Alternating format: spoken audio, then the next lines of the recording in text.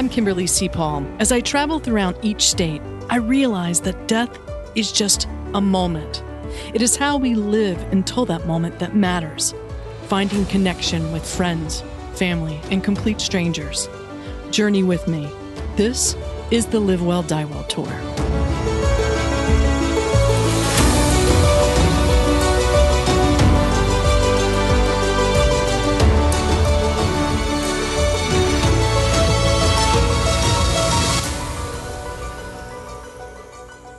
So we're here today with Liz, who represents Lantern. Liz, thanks for joining us today. And you're kind of going to be some of the last podcasts I record in the RV as I transition back into a house in Wilmington. So I appreciate your patience with all the technical stuff behind the scenes. No worries. And welcome almost home. Yeah. I'm about 2 hours away right now. So I'm transitioning back in January to Wilmington, North Carolina, which, going from 29 feet to 1,400 square feet is going to be like a brain freeze for me. So insane. So we're here not to talk about me, but to talk about you and Lantern. And before we even get started, let's talk. I love asking this kind of original question to start off our conversations. Is I'm always interested how people come to this end of life field. And everyone has some have similar stories, but some have very, different stories. And I was wondering, as we were prepping, or I was prepping for this podcast, I was wondering, how can a young, pretty woman like you come to this field that really a lot of people don't want to talk about? Yeah, I get that question all the time. And it's funny because I think I can always tell, even when someone isn't asking, that that's what they're thinking about. Right. And so I usually just try to weave it in anyway, just to cover the bases. I've always been really sort of hyper aware of mortality since a young age. My dad was diagnosed with cancer when I was in kindergarten. So, really all of my memory has been around the fragility of life. And he passed away in 1999, about a week before Y2K, which was super relevant in my family because my grandfather was fully convinced that Y2K was happening. And so he had been battling cancer for a while, and then eventually passed away from it.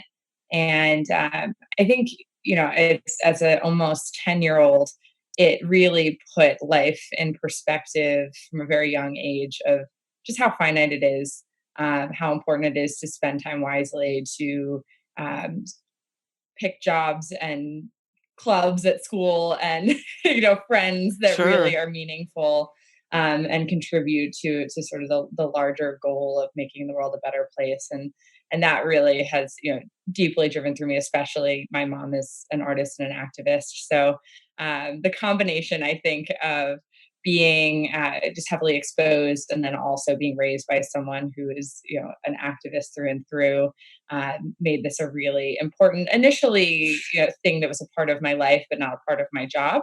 And then eventually became a part of my job as well. Well, so tell me, tell me a little bit about what is Lantern and what inspired you. Was it your father who inspired you and your mother to create something like this platform? Yeah. So Lantern is your step-by-step guide for navigating life before and after death. So basically, if you're doing a pre-plan for yourself or someone else, or if you're navigating the loss of somebody else, you can find all the tools, resources, services you need in one location. And while, of course, my immediate family was absolutely a direct impact on why I've landed where I have, it really was actually the experience of losing my grandmother, my dad's mom, about 2 years ago. I was responsible for her end of life and death care, and got a phone call on a Saturday morning, went up to her nursing facility in Connecticut. And I was met by 2 police officers, a nurse, and her body. And they looked at me and said, "What do you want to do?" And I was 27 at the time, completely clueless on what was supposed to be done in these situations. And, I've since found, now that I've obviously talked to many, many, many people about this topic, I think we often think that we'll suddenly know how to handle it. It's like some kind of instinct will kick in. And the reality is you know exactly the same amount as you did before the person died. Right. And I ended up pulling out my phone. And, as any, especially millennial, but I think most people would do, I Googled, what do you do when someone dies? And fully expected that somebody, I know it's ridiculous, but it's the world we live in. No, but hey, you don't know how many times on the road I have YouTubed how to fix this on an RV or Google this or that. But but thank God you had that information and the resources right in the palm of your hand. Yeah, exactly. And what ended up happening, I found a ton of different websites, a ton of different resources, some helpful, some outdated. But was really surprised that there wasn't something like Lantern that already existed. I fully expected that it was already a thing. We have single point solutions for every major life event, decision making process, whatever it might be, whether you're getting married, having a baby, buying a house, a car, a credit card, choosing a college, whatever it is. And then for the one thing that impacts every person on the planet at least once in their life, it Sure. really is super fragmented and it's mostly offline and it hasn't adapted to the expectations that we have today. And I totally agree with you. yeah, and there are incredible. This is not to discount how many incredible companies there are that are developing products in this space and really utilizing technology to improve end of life and post loss circumstances. But I found the biggest problem is that they are hard to find. And it's they're really focused on sort of singular aspects of the process, and so the big vision for Lantern and what we continue to drive towards is we don't need to reinvent the wheel and create every product from scratch, but we do want to create a place where people can find these amazing products. Oh, so you're sort of like a resource within a resource. Hey, come to Lantern and we're going to provide other resources that might fit you or just help you, I guess, put a light on the path for you. Yes, Is that where yeah. the name of Lantern came from? Yes, yeah, exactly. It is definitely sort of the guide through this typically very dark time. So yes, you hit the nail on the head with that. But yeah, so Awesome. yeah, either we're providing it or we're directing you to the best in class options. So you talk about being a millennial. I am not a millennial. I'm part of Generation X. And what's interesting to me is that you millennials, I guess you specifically, but I've found that a lot of millennials are not looking away at this death and dying end of life field. They're embracing it, which I've not seen a generation do that. Why are you doing that? Is it because you guys are having some exposure at a young age, or I mean, I've had deaths when I was 12, and I never wanted to work in this field. It was sort of my personal experience that I tripped and fell into it. But it just is interesting to see millennials just embracing it as a part of life, almost normalizing the conversation. Where do you feel like that comes from?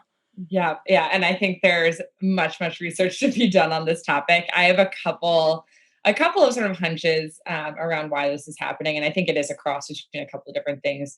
One, of course, external factors. I mean, we've pretty much been raised in very turbulent times. Everything from climate disasters and politics and 9/11. pandemics and terrorism and gun violence and racism, and there's just a lot of things that have contributed, I think, to just really recognizing our own mortality, crossed with the I think inherent desire to really be on top of and organized with our life, and technology has very much contributed to that. And you even see, life insurance is going younger, and financial planning has gone younger, and TurboTax is targeting younger generations, and so it's Sure. I think we have grown up also feeling like we really need to be on top of this stuff. I mean, of course, even things like recognizing retirement is going to be hard, if not impossible. That college debt is crushing the ability to save and grow our financial futures. There are a lot of different factors I think that make us really need to be on top of this type of thing. Mm. And That makes a yeah, lot of yeah. sense, though. I grew up I was born in the 70s and really truly grew up in the greatest decade ever called like the 80s. And I remember just never locking the doors, having the phone on the wall and not having the capability of resources in the palm of my hand. I mean, I still remember I was so shocked to see Star Wars on a television inside my house on a VHS tape. It's like you guys were born into the computer world. It was developing as I was coming of age. And I think that does have a huge impact on people. Especially I believe millennials, they don't sit around and talk about it. They actually want to do something to better the situation. That's what I'm finding. Yeah, I think extremely mission driven generation, and I think that's true with the younger generations following as well. There is a deep desire to have even what you're doing for your job be deeply meaningful and impactful. Yeah, that it doesn't feel like a job because it's so personally connected, and that's what I'm also am seeing as well. So, talk to me a little bit about how Lantern works. How do you get people, like, for instance, if I'm going to Lantern and my father's just been diagnosed with cancer. I mean, what will Lantern guide me through? Yeah. So basically, when you create an account, we ask you a couple of questions that help us to customize a step by step roadmap that walks you through everything you need to create a comprehensive end of life plan or to navigate all of these sort of logistical mayhem after somebody passes away. So that's everything on the pre planning side. That's everything from your end of life wishes, legal and financial considerations, what to do with subscriptions and passwords, what do you want for your digital legacy? So considering what happens to your Facebook, your Twitter, your Instagram, and then also your history and legacy, telling your story of your life and leaving messages behind for the people that you love. That pre-plan seamlessly can flip into a post-loss plan. But if you don't have a pre-plan, that's okay too. Our post-loss plans walk you through step by step from day one, all of the considerations you need to take down to how to navigate and avoid credit card fraud, how to find lost life insurance policies, identifying what benefits you're eligible for, what to do with a house, a car. There are I think often a lot of unexpected and often forgotten tasks, especially when your brain is definitely sort of clouded and deeply involved in the emotional aspects of a loss. So our primary goal there is just to make sure that you can feel like all the logistics are really covered and you just have to follow the roadmap. That's the interesting thing is I've found that you don't know what you don't know until it's way too late and it feels so overwhelming. For instance, I just got a happy birthday on Facebook from a friend of mine that passed away suddenly almost 5 years ago. And I'm thinking, "Oh my gosh, her Facebook is still live." And it was almost a jarring it sparked something inside of me like I felt like I just lost her all over again. But that's interesting. The digital aspect of even planning for end of life. Do you feel like that's an is a new component that we that is forgotten by generations before you?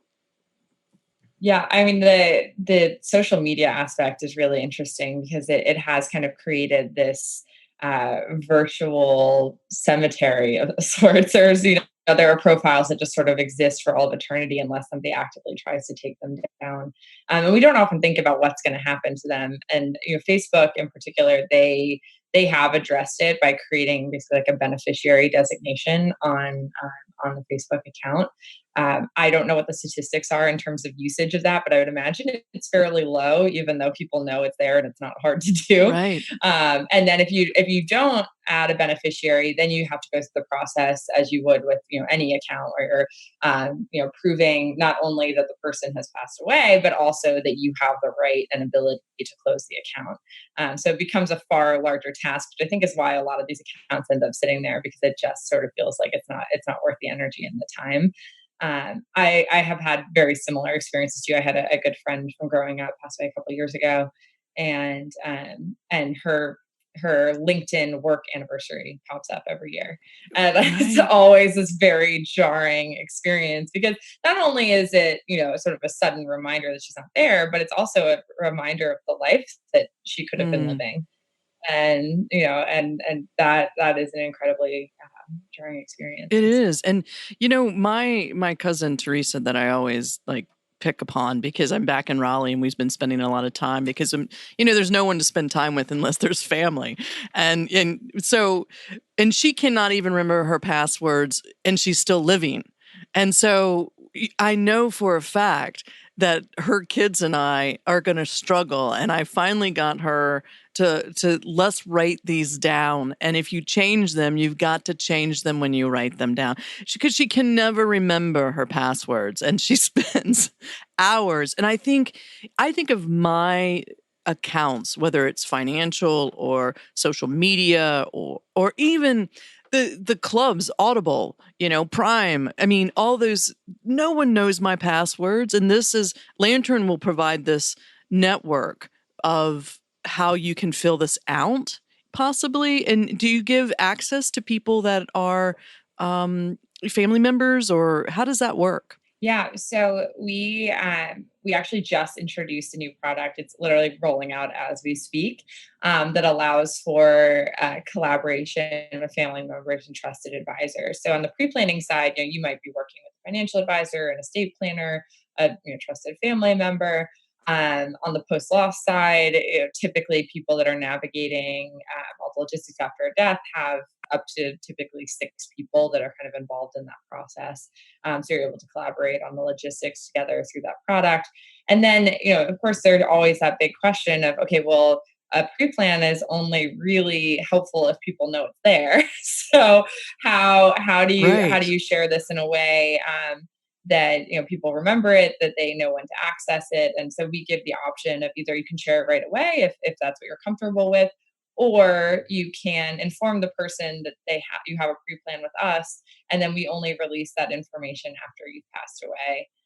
It's kind of a standard system that also like companies like 1Password and LastPass operate by, where when somebody passes away and you're releasing your vault of information, you can set a time frame for when that information is released, so we can actually inform our user and say, hey, so and so is trying to access your pre-plan, is this okay with you? And you can either say no, or if you passed away, then you wouldn't respond, and by the end of that time frame we'd be able to release the information.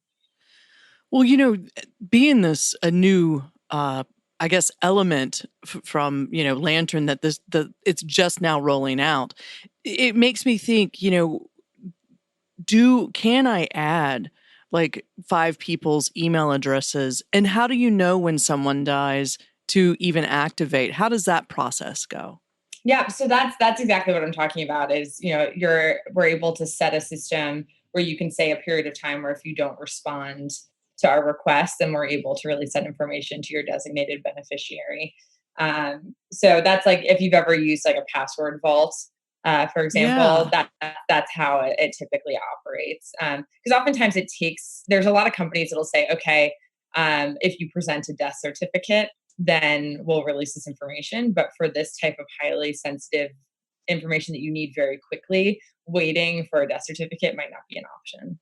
Yeah, and I mean, you never know when it's going to be signed, and it's physicians, and then the morgue, and I mean, it just is a lengthy process.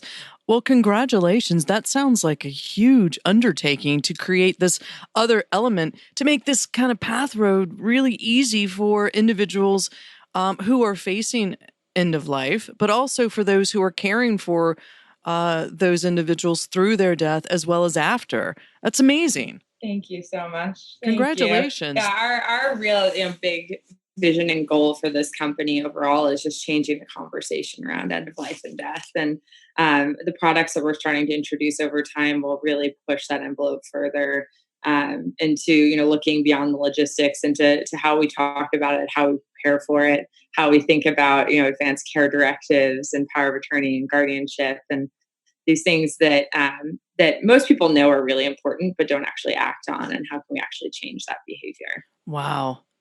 Now, so anyone can participate within Lantern. Yeah.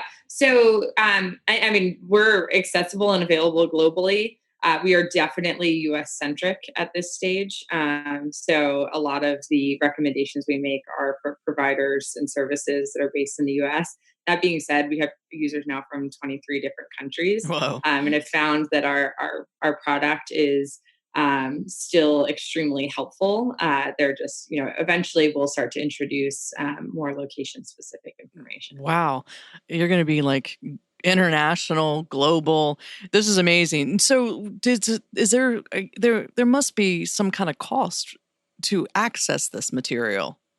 Yeah. So, first and foremost, it is really important to us as a company that we don't block those that can't afford, premium services from getting the information that they need. So we will always have a really exceptional free product available. At this stage, as we're rolling out our new services, the free product is an educational tool. Mm, So you still answer a set of questions, and we give you a customized roadmap, but it is specifically to learn the process, and to get all the information that you need. But you're not able to track progress or store information or collaborate. It's really just to learn those sure. steps.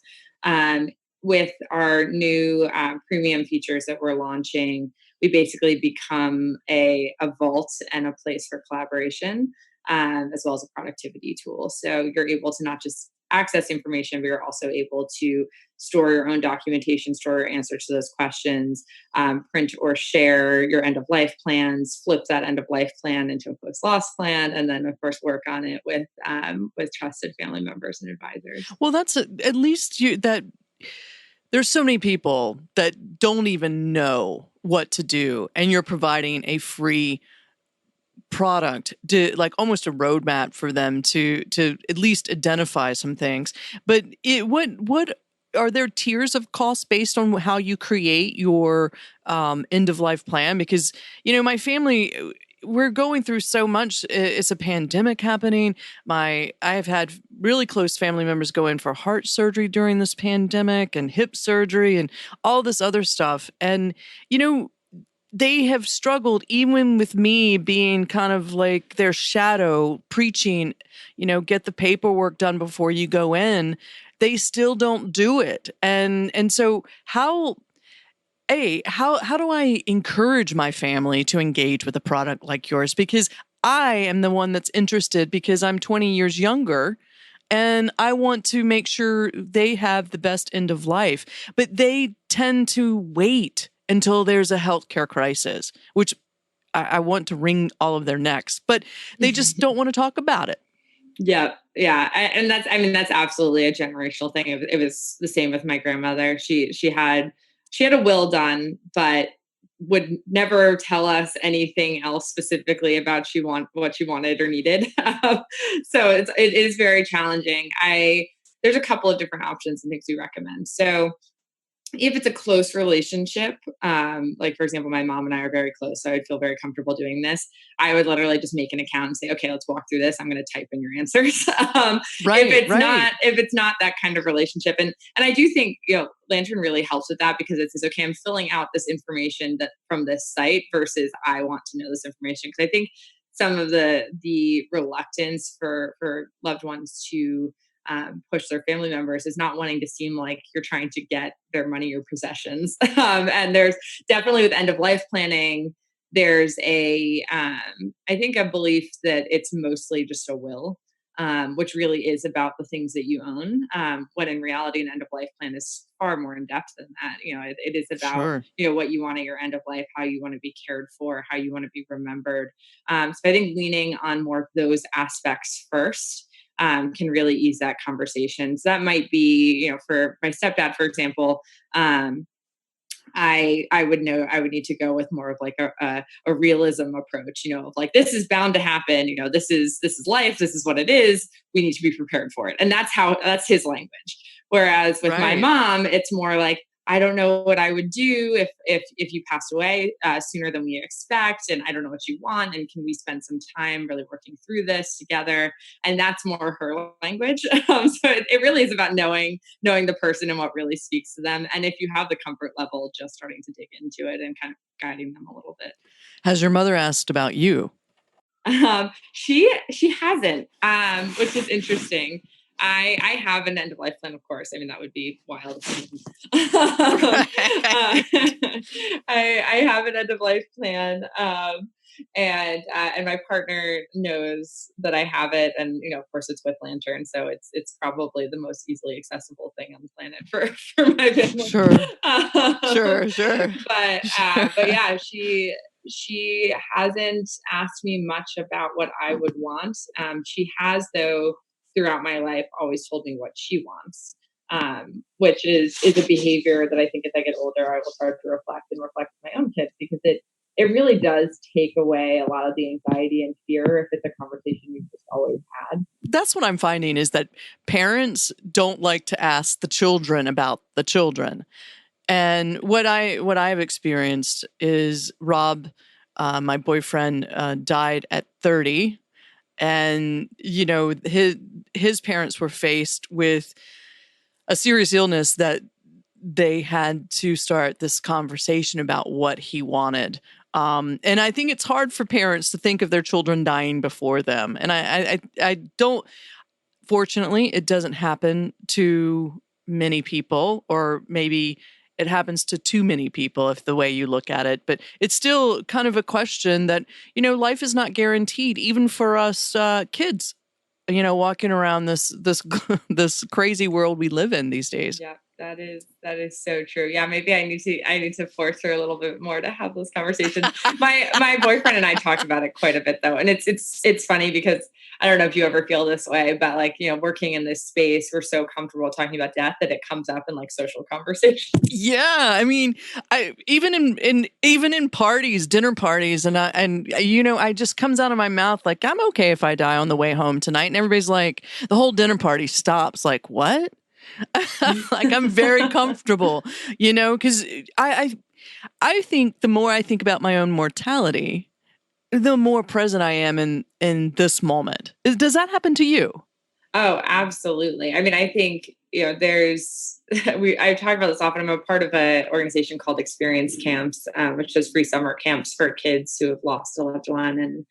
And we talk about often that uh, awareness around death, so that might be from losing someone or not, but just, heavy awareness around death is sort of like a weird superpower that I've gained from losing my dad. And that, superpowers, it's like your greatest strength and your Achilles heel. So it's, Right. it makes me, I think, love harder and work harder, and take advantage of, travel and experiences, and really enjoy the present moment. But on the flip side, of course, it also can make you have, anxieties that you might not Sure. normally have, or Sure. or fear of losing other people. And I think people wield that power in different ways. I certainly, even though I work in end of life and death, it doesn't make me particularly like feel. It's not like I'm excited for it. I think a lot of times Right. people are Right. like, "Oh, you're so comfortable with it." It's like, it's not like I'm looking forward to it any more than anyone else. It's just I'm aware of Yeah, it. exactly. Exactly. And when someone close to you is diagnosed with a possible life limiting illness, I go through this whole process of closing my eyes and thinking of my life without them. And I know that freaks people out, but it almost is like, how can I imagine my life without this person? Almost preparing myself for the worst, but hoping for the best. And I just feel, like you said, people look at it like a superpower. But I will say this, I still grieve for some of the hospice patients and Rob, that have been in my, have affected my life. And I don't think I grieve their loss anymore, but I grieve their absence. Because, I do see Rob's nieces and his sister and her partner growing, their family, and, the middle child going off to grad school that I think he would be really so proud of her. And it's like, you're seeing this and you wish they could see it too. And maybe they do. Yeah, yeah, absolutely. And I think it's also, I often feel the absence of my dad, even still, it's been over 20 years, but especially big life events. And now like being with my boyfriend, who I know will eventually be my husband, and thinking like, oh, they would have loved each other, and I wish they could have met and spent time together. And, of course, like thinking about, I'm not super traditional, but I do, think about like my dad won't walk me down the aisle. Like, those are sort Right. of things that still, they still hurt and you still feel them no matter how much time passes. Sure. Sure. Sure. It's almost like you have to think outside of the box of how to include your Hmm. father with, how can you include his presence somehow within that traditional way. But yeah, it's just not the same though, that you see your friends walking, their fathers walking down the line. So we're talking about Lantern, this really great platform. How do people find you, and how do people start engaging with your platform? Yeah. So our site is lantern.co. It's not .com. You'll end up on a site about like actual lamps and lanterns. It's lantern.co. We're also really active on social media. So follow Lantern is our handle on Twitter, Instagram, on Facebook, LinkedIn, wherever you spend your time. And yeah, and you can come to us and you can start either creating your own roadmap. So if you want to create a pre-plan with us, or if you've recently lost someone, navigating that way. We also have just a ton of really helpful articles. So if you're not quite ready yet and you just want to sort of explore the site, we have articles on everything from the pre-planning and post-loss side, and also how to just be a good support for someone else who's going through a loss. That's amazing. That's amazing, and I'm actually going to engage my cousin Teresa to let's walk through it like you did with your mom, because I think that's what she needs me to do, to help her children go through all this. But I can't thank you enough. I do believe that the millennials are showing even myself a different way to embrace and prepare for the unexpected, but also the expected. We all know we're going to die. But how we plan for that is totally in our own wheelhouse. We can ignore it or we can really embrace it. I will say this: the more we prepare for our own end of life, the better our family members and those we leave behind are better prepared to move on with their grief. Not move without it, but just start grieving. And all the ins and outs, the passwords, and you can make this situation not as, oh my, crazy monotonous as it should be, or could be. So Lantern is a great resource. And again, it's lantern.co. So, Liz, thank you for creating this platform. I encourage everyone to check it out and keep doing good work, and let me know how I can support you guys. And I just am really hats off to you for, taking your own personal experiences and creating a mission and then a platform that is a resource for, global people, everyone in the world. But I really do appreciate your effort and your whole team making this accessible to everyone. Thank you so much. And thank you so much for having me and for encouraging these conversations. Thanks for joining us today. And remember, you're the designer. This podcast is produced by Jason Andre with 7 Season Films. If you're interested in telling your story via podcast, look him up. You can find him at 7seasonfilms.com.